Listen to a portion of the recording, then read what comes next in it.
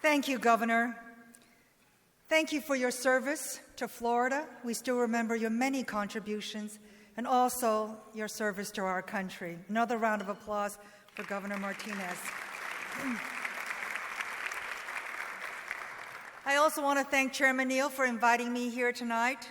We actually met at an AEI event, and I remember how much he loved Florida and how he says, you've got to come to Florida. So, Chairman, here I am. But there was a helper along the way. You have two great senators in your great state of Florida and also a new governor. You are very, very lucky. We also have here, I understand, the FCC General Counsel, and I want to acknowledge him as well. And then we also have, I have to also mention, I understand that former Senator Lemieux was also here. So you have to let him know that I had a shout out for him, and sorry that he wasn't here to hear it. But I love being here in this room because it is so wonderful to see so many leaders committed to making a real difference for our country. Because your advocacy for better, more responsive government policies that support economic growth will help to reduce the unnecessary burdens that hamper investment and job creation. And this matters most to small business employers who employ about 50% of all workers in our country. And in fact, it's small businesses that create 2/3 of the net new jobs in our country. So it's much harder for small businesses to cope with government paperwork burdens because they're smaller. They're not like big corporations that can just afford to hire a whole bunch of lawyers and accountants to comply with government regulations. And that's why from the very first day, this administration under this president has made cutting taxes and reducing red tape two of this administration's top priorities. And I think you'll agree the results have been spectacular. I mean, the administration's Tax Cuts and Jobs Act is fueling one of the most consequential, largest economic expansions in our nation's history. Economic growth remains a robust 2.1% annual rate in the third quarter of 2019. Now, you remember those who thought in 2015 and 2016 that any GDP growth over 1% was out of the norm. Well, we've broken through that, and we are now back on a path of growth. More than 6.7 million net new jobs have been created since the 2016 elections, and in October, the unemployment rate was 3.6%. For employers in this room, you know how hard it is to try to find workers in this economy. The unemployment rate for African Americans and Hispanic Americans are at all-time low, and national average hourly earnings grew by 3% over the last 12 months. So we are seeing wage growth as well. And another factor in the strong growth has been the administration's success in cutting back the excessive regulations that were impacting job creation. And the Department of Transportation was very much a part of this in this way. We're rated number 1 in the cabinet in reducing unnecessary and overly burdensome regulations. And when we get rid of unnecessary, burdensome regulations, that helps safety because we're focused on what's really important. In the previous administration, the amount of regulations coming out of the executive branch was like an avalanche. Just in the Department of Transportation alone, in 1 year, the department was implementing new regulations to the tune of over $3.2 billion. That's just one department. You can imagine the rest of the executive branch churning out billions and billions of dollars in regulations. And that burden was what was keeping the economy from growing and providing jobs. And one of the first things that this president did when he came into office was to sign the executive order in February of 2017, which required that 2 regulations be withdrawn for every 1 regulation that was put on the books. Isn't that terrific? Something.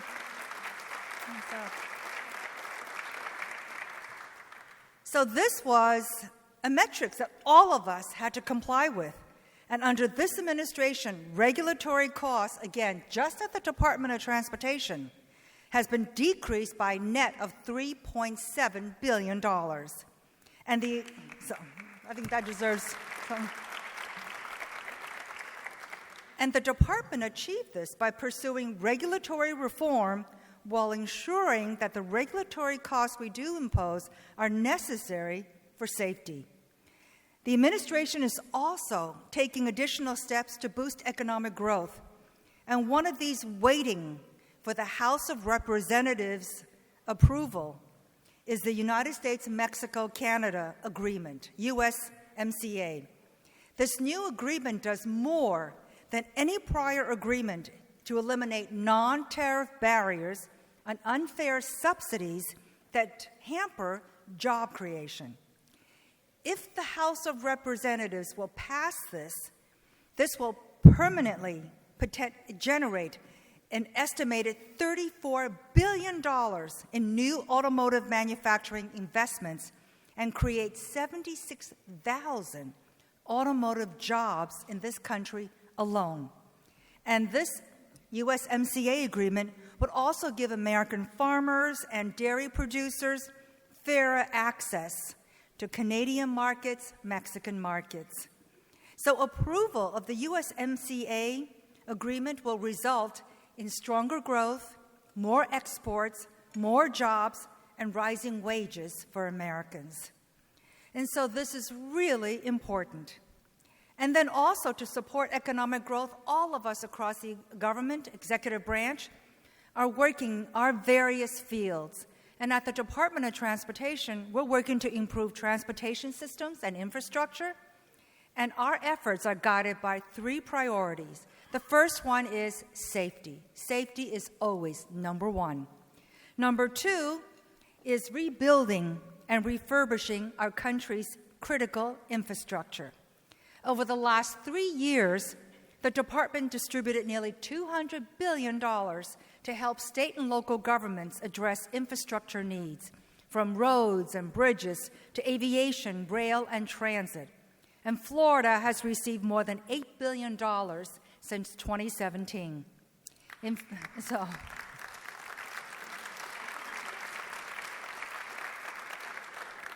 In fact, just last month, I was in Orlando to announce 3 different what's called build grants for Florida.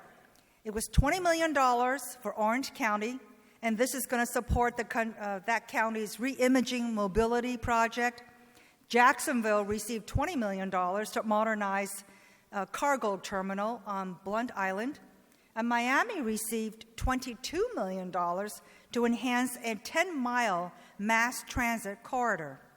And under the tribal project, $60 million. I mean, I know you guys care about this because we were bombarded with calls from people who helped us understand the significance of this project.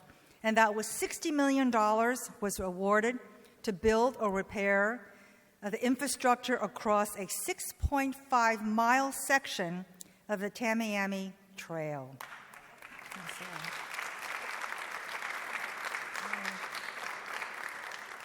You know, 1 in 10 applications get approved and accepted by the department because the demand is so great. And so you have, I won't embarrass them by naming them, but you had advocates in this room who were persistent and they were diligent, and they told us how important this project was to environmental protection and also to the state. And so you've got a lot of advocates, and one in particular, too. And then I also want to say that we also gave out infra grants. And Space Florida was awarded $90 million to replace the Cape Canaveral Spaceport, Indian River Bridge, as well as widen and rehabilitate the roads in the spaceport. And Port Miami was awarded $8 million to rehabilitate facilities. and create new capacity in the Seaboard Marine Terminal. Over the last 2.5 years, the Department of Transportation has awarded and delivered $656.1 million to airports across the state, and some recent recipients include Melbourne International, Orlando International, Miami International, Fort Lauderdale, Hollywood International as well. And these improvements all help to meet the department's third priority, which is also to prepare for the future by engaging with emerging new technologies to address legitimate public concerns about safety, security, and privacy without hampering innovation. And that's so important because transportation innovation is making significant progress in our country, as you all know so well. To support this innovation, the department is overhauling outdated and cumbersome commercial space, licensing regulations, and launch procedures. We know how important that industry is to Florida, and so we established the Office of Spaceports to license commercial spaceports, such as Florida's shuttle landing facility. But the great part about all of these programs is that we actually include more private sector partnerships in all of our grant applications. We understand the importance of the private sector, and so we want to have partners with the private sector, with state and local governments, and we also have more flexibility written into these grants so that, once again, the local community would have greater control.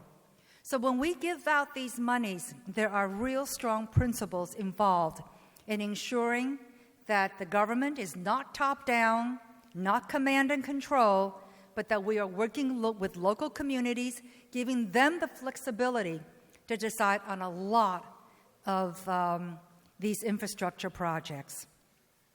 And then, of course, we're also involved in drones. Drones now are an increasing part of emergency preparedness, of planning after natural disasters, forest fires, and so they are increasingly a part of our lives as well. And we as regulators are very much involved as well. So I've just gone through a whole litany of the kind of activities that department's activities are involved in. And I just want to assure you that we are using taxpayers' dollars carefully, prudently, and wisely, never forgetting that the American taxpayer is who we report to, and that we always need to be careful stewards of the American public's trust, and once again, their hard-earned dollars. And so,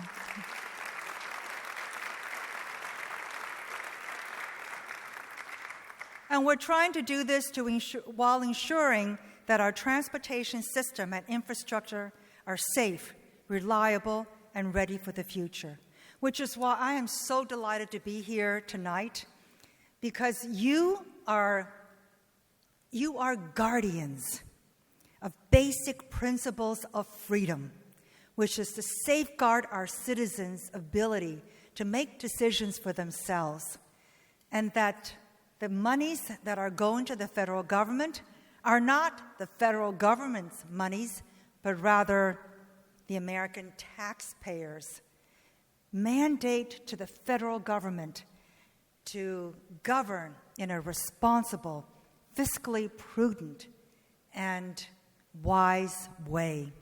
So it is truly an honor for me to be here, to be with all of you, guardians of freedom, and also the manifest destiny of our country. Thank you so much for what you do to ensure freedom for our country. Thank you.